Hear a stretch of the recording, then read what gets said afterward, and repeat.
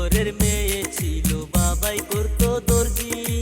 অনেক কষ্ট করে তারে লেখাপড়া করাইছে। মায়ের মনে আশা ছিল আমার মেয়ে করবে ডাক্তারি। এমন কইরা কাইরা নিলে জালিম তুমি প্রাণ, চোখ খুলিয়া দেখো জালিম তুমি মায়ের সন্তান। আরো যদি সবাই মিলা করো একটু মা জাতির সম্মান।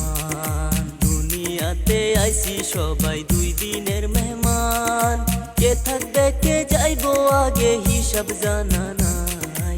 আসেন সবাই সময় থাকতে ভালো কিছু কাম কইরা যায়।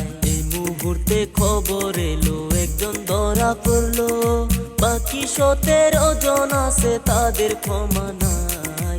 আপনাদেরও মতামত কি কমেন্ট কইরা একটু বইলা যান।